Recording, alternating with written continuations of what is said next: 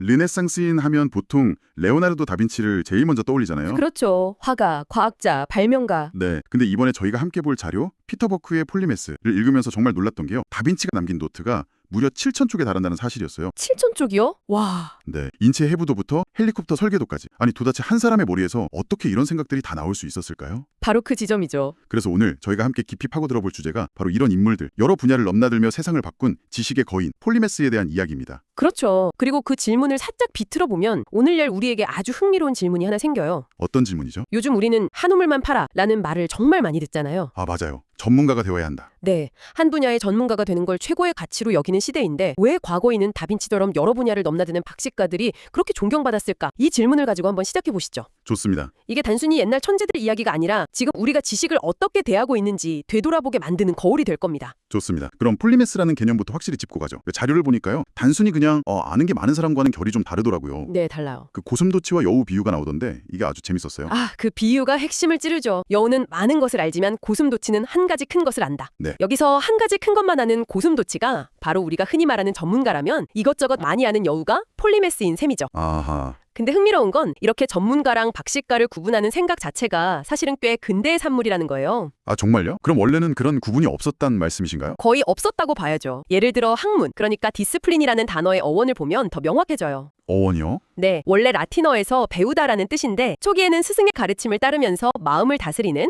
거의 수도승 같은 수련의 의미가 강했습니다. 수련이요? 네, 지식을 나눈다는 개념보다는 지식을 통해 인간을 완성한다는 그런 통합적인 관점이었던 거죠. 아, 그러다가 지식의 양이 폭발적으로 늘어나면서 도저히 한 사람이 모든 걸 알 수 없게 되니까 잘게 쪼개서 한 분야씩 파고드는 전문화가 시작된 겁니다. 그렇군요. 폴리메스는 바로 그런 지식의 분화에 맞서서 어떻게든 전체 그림을 보려고 했던 사람들이라고 할 수 있어요. 그러고 보니 르네상스 시대에만 폴리메스가 있었던 게 아니겠네요. 자료에서 언급된 아리스토텔레스만 해도 와, 철학자이면서 논리학, 윤리학, 정치학, 생물학까지 다뤘으니까요. 맞습니다. 사실상 고대 폴리메스의 원조라고 할 수 있죠. 원조네요, 정말. 그리고 고대 로마의 플리니우스 같은 인물은 정말 극적인 사례죠. 플리니우스요? 네, 그냥 당시 로마에 알려진 거의 모든 지식을 모아서 박물지라는 백과사전을 썼는데요. 그의 지식력이 어느 정도였냐면 어느 정도였는데요? 그 유명한 베수비오 화산 폭발 때요. 아, 다른 사람들은 전부 도망치기 바빴는데 플리니우스는 오히려 그 현상을 더 가까이서 관찰하겠다면서 배를 타고 화산으로 향했습니다. 세상에 화산으로요. 네, 결국 그 화산재에 질식해서 목숨을 잃었죠. 와,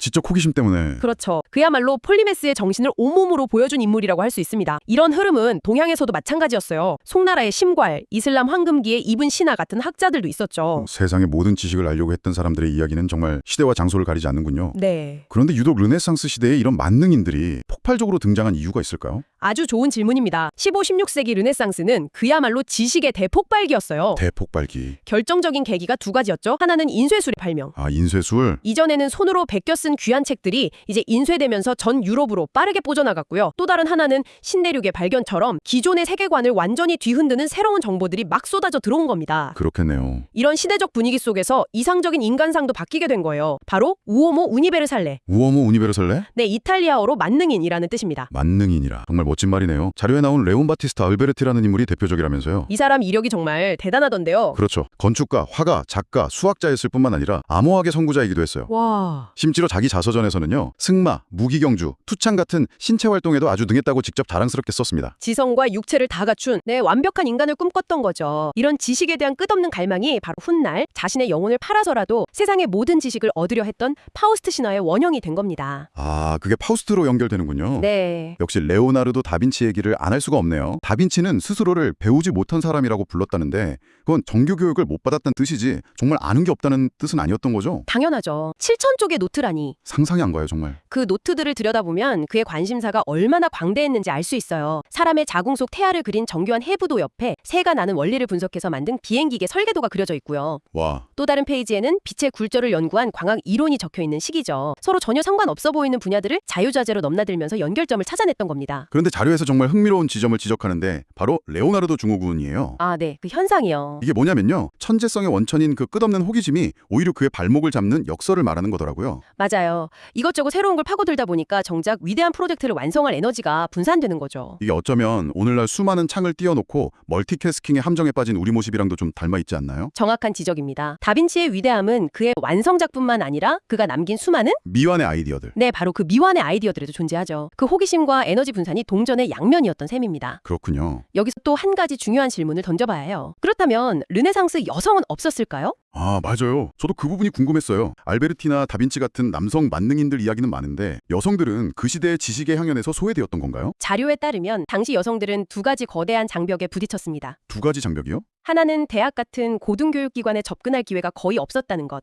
또 다른 하나는 만능인의 중요한 덕목으로 여겨졌던 군인이나 공직자가 될 수 없었다는 점입니다. 아, 현실적인 한계가 명확했네요. 네, 하지만 이런 명백한 한계 속에서도 정말 대단한 여성 지식인들이 있었어요. 오, 어떤 인물들이죠? 프랑스의 크리스틴 드 피장은 남편과 아버지를 잃고 생계를 위해 글을 쓰기 시작했는데요. 교육, 전쟁, 정치 철학에 대한 깊이 있는 책들을 써서 유럽 전역의 명성을 떨쳤습니다. 와, 그런 불리한 조건 속에서도 스스로 길을 개척했군요. 네, 이탈리아의 이소타 노가롤라나 카산드라 페델레 같은 인물들은 라틴어에 아주 능통해서 당대의 남성 인문학자들과 대등하게 토론을 벌일 정도의 학식을 뽐냈고요. 대단하네요. 물론 그들은 남성 중심 사회의 편견과 계속 싸워야 했죠. 이들의 이야기는 당시의 한계가 얼마나 높았는지, 그리고 그 장벽을 뚫으려는 지식에 대한 열망이 얼마나 강했는지를 동시에 보여주는 중요한 증거입니다. 이 여성들의 분투는 정말 지식에 대한 열망이 시대적 한계를 어떻게 뚫고 나갔는지 보여주는 증거네요. 그렇죠. 그리고 바로 다음 세기인 17세기에 들어서면서 그 지식 자체의 양이 그야말로 폭발하게 되죠. 맞습니다. 그야말로 지식의 빅뱅이 일어난 시대였죠. 그래서 자료에서는 이 시기의 폴리메스들을 박식한